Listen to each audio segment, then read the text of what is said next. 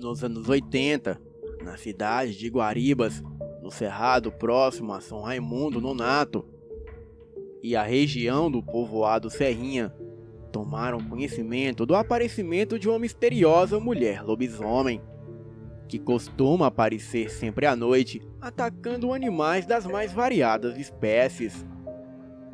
O que dizem as pessoas da região é que a possível mulher lobisomem tem 7 filhos, e as primeiras aparições foram observadas na zona rural do município de São Raimundo Nonato. Em outras cidades da nossa região, a exemplo de Santa Luz e Guaribas, várias pessoas começaram a ligar para a polícia militar, que levou isso tudo como se fosse um trote. O assunto tem se tornado alvo dos mais diversos comentários nas ruas, bares, escolas, residências, locais de trabalho, etc. Inclusive, sendo ironizado por várias pessoas. E há quem diga até que isso é coisa de chifre, traição, e que em breve poderá aparecer lobisominhos por aí. O mais conhecido relato vem do sítio Serrinha, na zona rural de São Raimundo Nonato. Segundo uma senhora, uma porca foi vítima da possível mulher lobisomem. E isso aconteceu na noite de quinta-feira. O animal foi morto com arranhões e perfurações na região do pescoço. E o que vou lhes relatar aqui é o resumo da situação e da iniciativa popular em caçar a possível mulher lobisomem. Em detrimento à falta de apoio por parte do Estado e da segurança pública, que nas ocasiões de denúncia agiram como se tratasse de uma brincadeira ou trote, então descartaram as possibilidades sem nem sequer pisar na comunidade. E foi criada uma espécie de força-tarefa que cuidaria da caça a tal mulher lobisomem. Mas para explicar melhor tudo isso, para ela poder fazer as suas bruxarias em paz, por assim dizer. Na noite da morte do seu esposo, chovia muito. E um homem que é coveiro na cidade, sabendo da morte do homem, se ofereceu para enterrá-lo. A mulher aceitou a ajuda, pois não poderia cavar sozinha. O coveiro conta que quando foi à casa, viu vários objetos estranhos na casa. E quando foi cavar a cova, a esposa pediu-lhe que a cova fosse um pouco mais rasa que de costume. E mesmo achando estranho, ele acatou o pedido da viúva. E o coveiro relatou que as crianças não choravam a morte do pai. E nem mesmo a esposa chorava a morte do marido. E isso chocava. E após a morte do marido, foi que os avistamentos começaram. As pessoas em geral relatam que um bicho com muitos pelos pelo corpo, pernas invertidas e braços longos e muito magro, estavam atacando os animais da fazenda. E dizem também que dá para saber que é fêmea, por conta dos seios que são grandes como de uma gata que amamenta, ou de uma cadela que também está amamentando. Uma certa noite, um senhor conhecido por todos os moradores como Gilson do Leite se deparou com essa criatura no curral da fazenda, prestes a atacar uma de suas vacas. E como a região do Cerrado de Guaribas e São Raimundo Nonato tem constantes aparições de caititu e onças pardas, os fazendeiros tendem a sair sempre armados, e com o seu Gilson não foi diferente. Ele diz que acertou um tiro na criatura que rolou no chão, e aquilo gritava como uma mulher que dá à luz. A criatura se embrenhou na mata e desapareceu. E desde então, as coisas têm sido bem diferentes na região. Bem, e voltando à força-tarefa das pessoas da região, formada por fazendeiros, peões e alguns outros homens da região, eles se juntaram após um último ataque da criatura. A mesma levou algumas galinhas e uma leitoa de uma senhora também viúva que mora nas redondezas. A mulher ficou tão assustada em ver a criatura que teve um infarto, e a mesma está em tratamento no hospital local. E depois disso, com ou sem apoio da polícia, os homens decidiram se juntar para dar um fim nisso. E nem que para isso eles tenham que queimar a casa com a mulher e os seus filhos dentro. Pelo menos era isso que diziam os homens que saíam a cavalo naquela tarde. Eles iam em direção à casa velha da família que ficava no meio do mato, numa vereda distante de tudo e de todos. E quando chegaram na casa da mulher, já era ao cair da noite. E todas as portas e janelas estavam fechadas. Porém, haviam luzes acesas dentro de casa. Os homens pensavam que a mulher poderia estar protegendo os filhos dela, e por isso as portas e janelas estavam trancadas.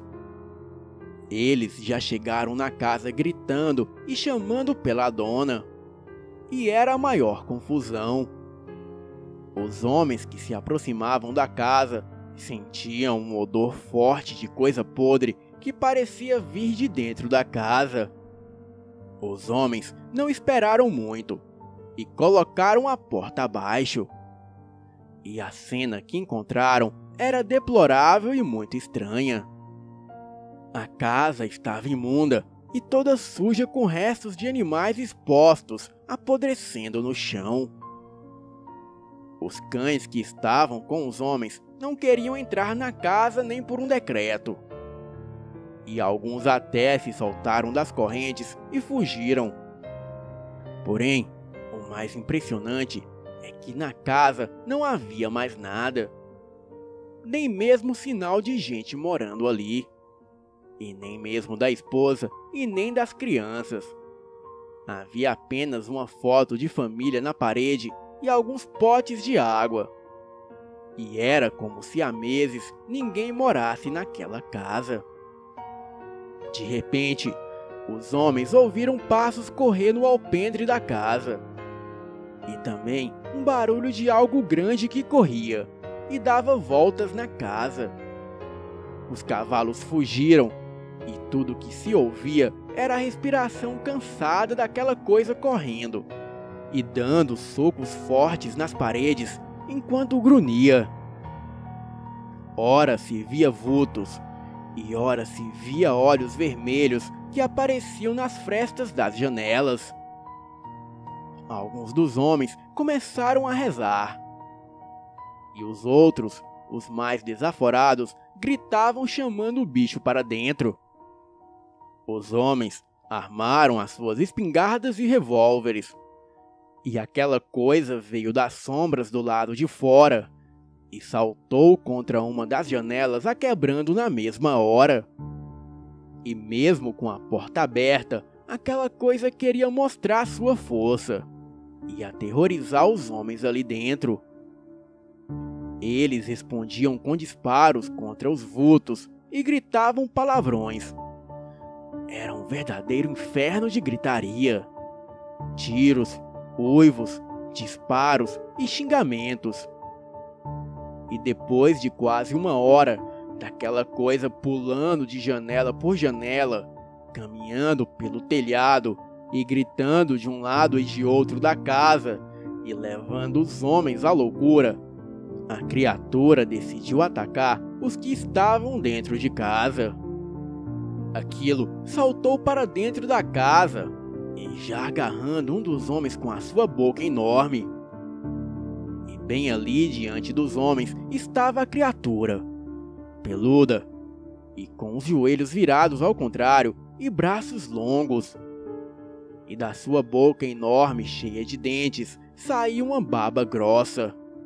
E a criatura olhava para os homens com aqueles olhos vermelhos feito brasas. Bem, isso foi muito rápido. No mesmo instante que aquilo soltou o primeiro abocanhado, os homens abriram fogo naquela coisa.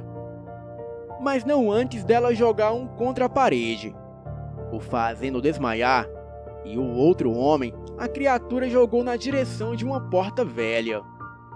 A porta dava acesso a um quarto, e este quarto era o mais estranho da casa. Era cercado por páginas da Bíblia, santos e textos. E também havia fortes correntes no chão e algumas roupas femininas. Mas a criatura, mesmo sendo sobrenatural ou não, a mesma sobreviveu àquela quantidade de tiros. Foram quase 10 tiros de espingarda. E nada neste mundo sobreviveria àquela quantidade de tiros. Bem, e com a mulher lobisomem não deveria ser diferente. E por mais alguns minutos, ela continuou de pé atacando os homens. Mas depois de tomar muito mais tiros, a mulher caiu na sala e os seus olhos começaram a revirarem. E em seguida, o som dos seus ossos estalando. E os pelos caindo do seu corpo já sem vida, todo furado e marcado de arranhões e facadas. E as marcas de uma vida como lobisomem chocou a todos que estavam ali, inclusive a mim, que fui jogado dentro do pequeno quarto que mencionei há pouco. E depois de muito tempo, eu fiquei sabendo que os filhos dela estavam numa outra cidade desde a morte do pai, e que só ela havia ficado na casa. Aquela mulher deveria viver um inferno, e o seu marido deveria trancá-la naquele quarto sempre que ela ia se transformar. E depois da morte do marido, ela sabia que não poderia ficar com os meninos, e por isso que ela tinha os mandado para a casa dos parentes. E este foi o fim que levou a mulher lobisomem de Guaribas. Boa noite.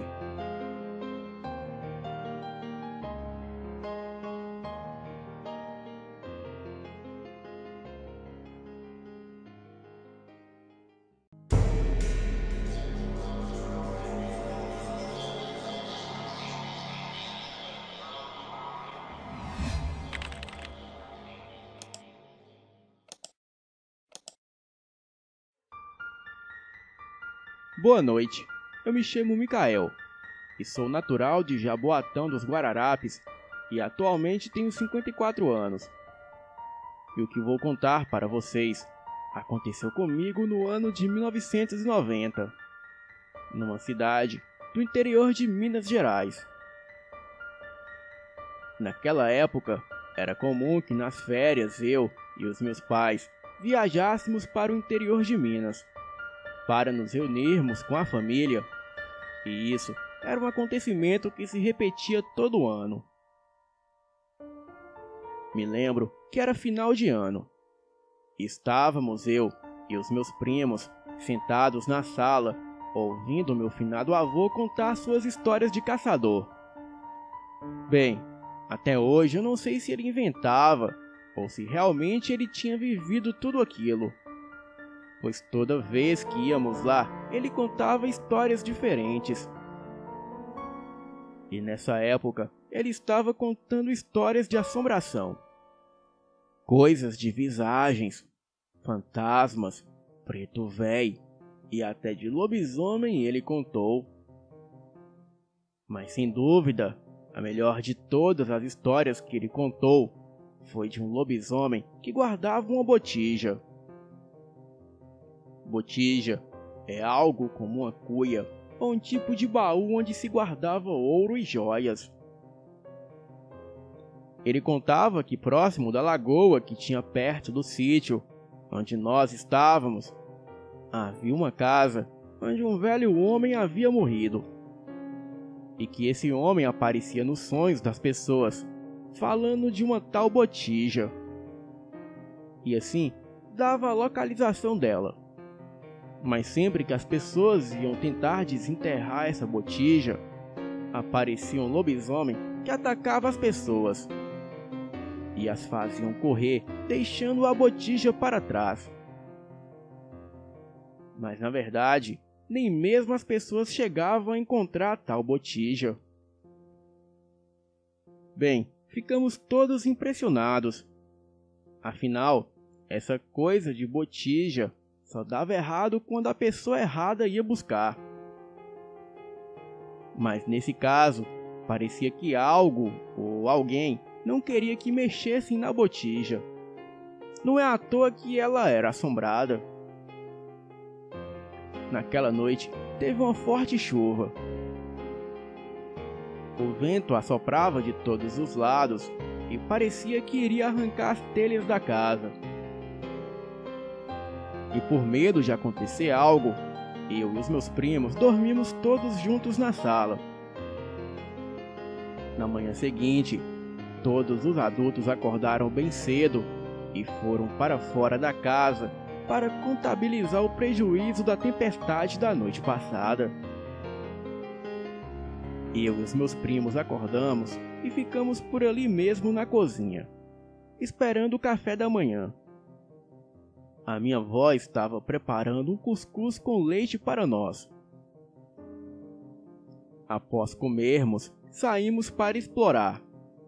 Enquanto os adultos limpavam o terreiro, recolhiam os animais e cortavam os galhos quebrados das árvores ao redor da casa. Bem, acontece que naquela manhã fomos explorar a mata ao redor. Ficamos brincando e correndo, subindo em árvores e mexendo com os pequenos insetos por ali mesmo.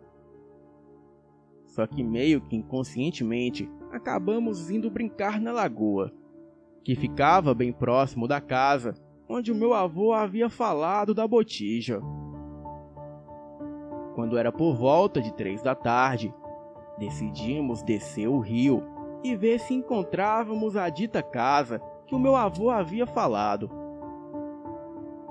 Pois até então, todos nós acreditávamos que era somente mais uma das suas histórias mentirosas. Mas depois de andar por quase 40 minutos, encontramos uma casa grande, que ficava a uns 500 metros do rio. A casa tinha grandes janelas, com alguns pedaços de madeira deteriorados e pendurados de um lado para o outro.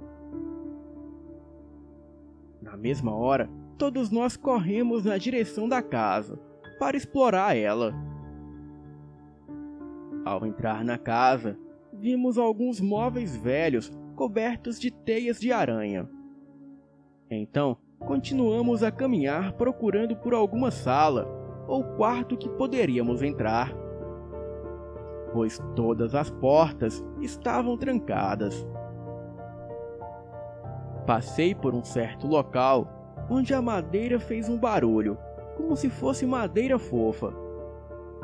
Então, repeti a pisada um pouco mais forte e, num susto, a madeira cedeu e eu acabei caindo no porão da velha casa. O cenário ali era aterrorizante, pois havia várias carcaças de animais e o lugar fedia muito. Era um odor de podridão, urina, carniça e um fedor terrível de enxofre. Na queda, eu acabei torcendo o meu pé. E por conta disso, eu não conseguia caminhar.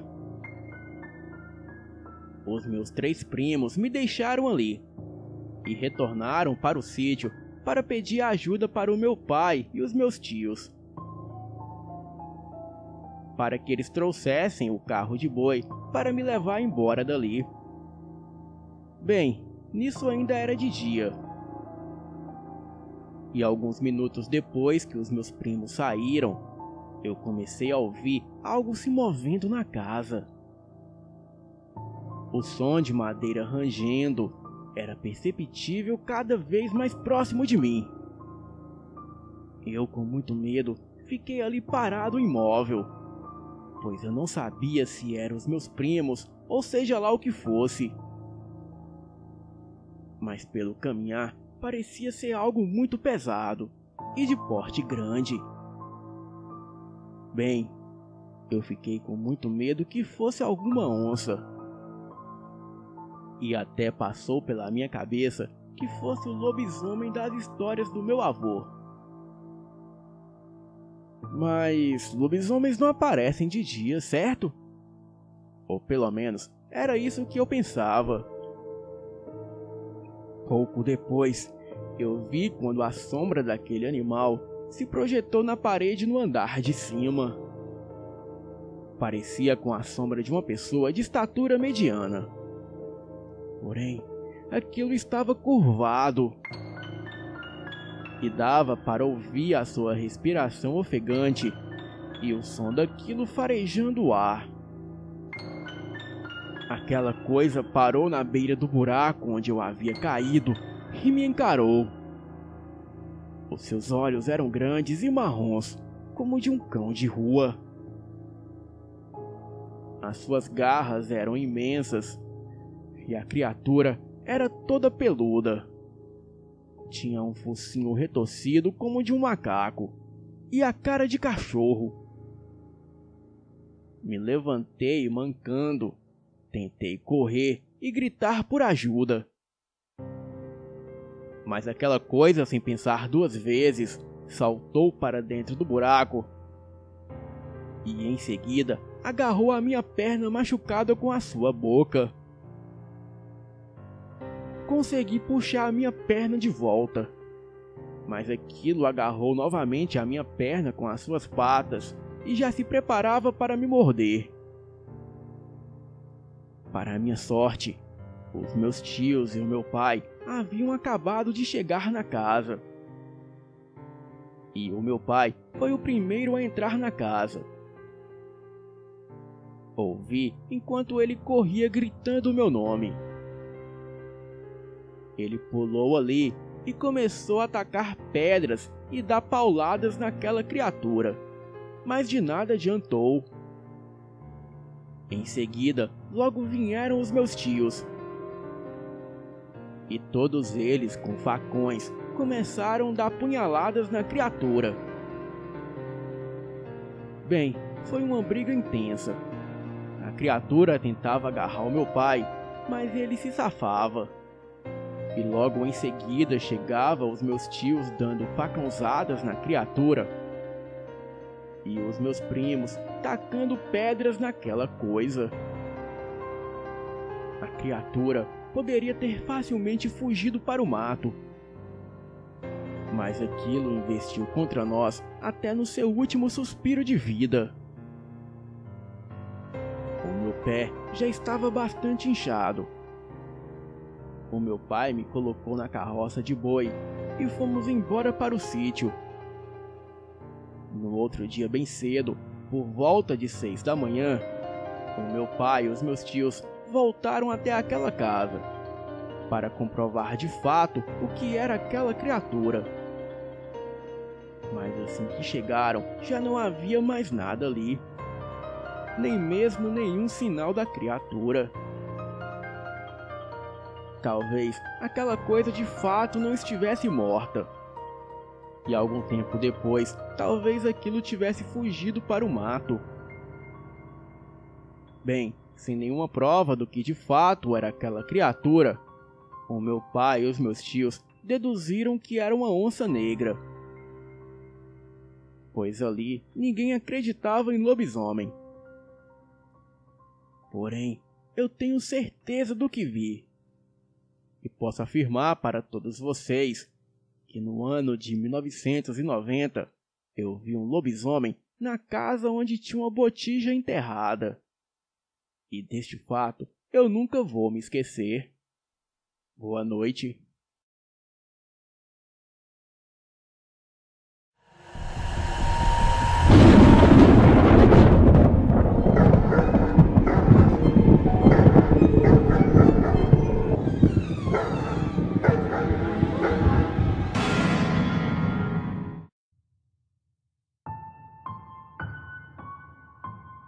Tudo começou em um fim de semana há muito tempo, no interior do Pará, quando 3 amigos foram caçar numa parte até então desconhecida da mata. Pois bem, durante a caçada, um dos caçadores, chamado Beto, começou a fazer o seu mutar em uma árvore bem alta. E os outros fizeram o mesmo. O caçador, chamado Bena, e o outro, chamado José, fizeram o mesmo. Então, foi quando Beto disse: "Homem, vocês estão sentindo esse cheiro podre?" "Rapaz, essa mata tá com cheiro de podre mesmo", disse o Bena. O José seguiu o rumo do fedor. Foi quando achou uma pegada estranha, e ao redor de onde tinha essa pegada, o cheiro de podre era muito mais forte. O Beto chamou o Bena e o José para eles verem aquilo. Então, eles viram.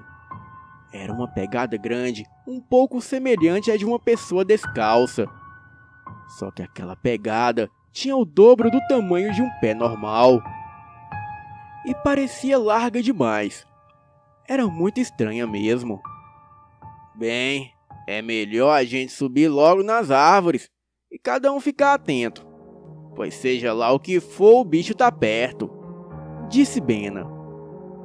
Esperaram até anoitecer e nada. E apenas ouviram barulhos vindo do fundo da mata. "Será que é o tal do Mapinguari?", disse o José. "Rapaz, se for eu não sei, mas é melhor a gente não mexer com ele", disse o Beto. Parece que o bicho só morre com um tiro na boca. Se ele aparecer, nós vamos ver aqui. E se ele mexer com a gente, eu vou tentar acertar esse safado filho de uma peste", disse o Bena. Então, eles ficaram atentos. E nada do Mapinguari e nem de caça nenhuma.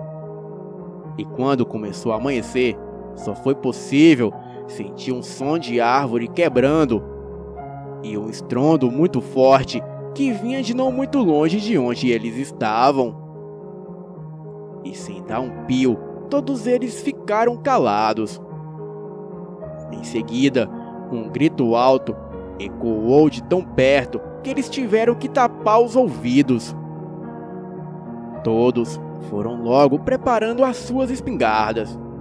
Porém, era tarde demais para fazer qualquer coisa. Não dava para fugir, pois dizem que a única coisa que o monstro não consegue fazer é sair da floresta. Porém, eles estavam muito longe da saída. Então, fugir era inútil. A criatura já sabia deles ali. E aquele barulho parou depois de um tempo. Os 3 começaram a conversar em voz baixa. "Será que ele já se foi?", disse o José. "É melhor não arriscar não. Melhor a gente ficar aqui em cima dessas árvores", falou o Bena. O Beto achou melhor que eles ficassem calados. E depois de algum tempo, começaram a ouvir assobios de dentro da mata. Assobio que só os caçadores fazem para se comunicar. E antes que o Bena fosse assobiar, o José disse que não, porque aquele assobio não era de gente, e sim do Mapinguari, tentando saber onde eles estavam. Agora é a melhor hora pra gente sair daqui", disse o Beto. Também acho uma boa ideia, já que o bicho não sabe ao certo onde estamos", disse o Bena. Então, eles desceram do mutar e seguiram em passos calmos para não fazer qualquer barulho alto para não atrair a criatura. Saíram de mão abanando, já que o monstro andava por ali, pois eles sabiam que caçar com uma Mapinguari por perto é a pior escolha que um caçador pode fazer. O José ia na frente do Beto e do Bena e fez sinal para eles pararem. E antes que eles pudessem ver, aquilo rosnou. Aquilo era uma onça pintada das grandes, e ela topou com eles no meio do caminho. A onça não recuava. Então o Beto preparou a espingarda. E antes de atirar, ela veio para cima e acertou um arranhão no José. Bena começou a gritar alto para espantar a onça, mas não adiantou muito. A onça deveria ter uns 2 metros e pesar bem mais que 100 quilos. Estava cheia de fúria. O Beto errou o tiro. E não dava para mirar com ela avançando em cima de todos. Os gritos do Bena começaram a se repetir ali perto com a mesma voz dele, como se fosse um eco. Porém, todos sabiam que não era ele. E daí, todos ficaram ainda mais assustados. A onça parou de atacá-los e começou a rosnar para o mato que estava à frente deles. De repente, um tronco foi lançado na direção deles, mas não acertou ninguém. O Beto ficou paralisado de medo, enquanto Bena puxava ele para saírem logo dali. O José pegou a espingarda do chão. Ele ainda estava muito machucado dos arranhões que a onça lhe acertou. A criatura se revelou, dando murros e arrancando e quebrando pequenas árvores. Com certeza era uma pinguari. O bicho devia ter por volta de uns 3 metros e era todo peludo. Os seus pelos eram de cor avermelhada e aquilo só tinha um grande olho no rosto. Gritava alto, com uma boca na vertical em sua barriga cheia de dentes estranhos. O resto do bicho parecia com um gorila, porém com garras enormes. A onça avançou na criatura, mas ele não parecia sentir as investidas dela. A criatura puxou a onça pelas pernas e com a outra mão, uma pinguari segurou na cabeça da onça e rasgou a coitada no meio. O Bena carregava o Beto nos ombros e saíram correndo. O Bena era um homem grande. O José acertou vários tiros na criatura enquanto eles corriam à frente. O monstro gritava alto e bufava de raiva. Dava murros fortes nas árvores que chegava a rachar e a quebrar os troncos grandes. Aquela fera possuía muita força. E os tiros que o José lhe acertava não lhe causavam nenhum efeito.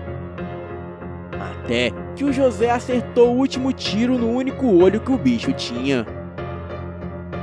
"Toma, seu safado! Agora tu não enxerga mais a gente!" gritou José enquanto o bicho se debatia e dava socos no chão. Eles conseguiram sair da mata. Mas antes de se distanciar, eles perceberam que o monstro também saiu. Mas quando a criatura sentiu que tinha saído, voltou para a beira do mato e ficou gritando. Rugidos altos e apavorantes de deixar até os mais corajosos com medo. A criatura ia sentindo o que tinha ao redor com as mãos, e quando tocava em alguma árvore ou pedra, ele arrancava do chão e arremessava para frente, na tentativa de acertar os caçadores. Mas como estava cego, os troncos, as árvores e as rochas grandes passavam longe deles. Uma pinguari dava socos tão forte no chão que os caçadores sentiam o chão tremer. A fera era terrível, e eles só ficaram ali olhando aquilo. E foi quando uma pinguari saiu para dentro da mata, derrubando tudo quanto era galho e árvore. Os caçadores saíram sem caça daquela mata, mas por sorte saíram com vida. Boa noite.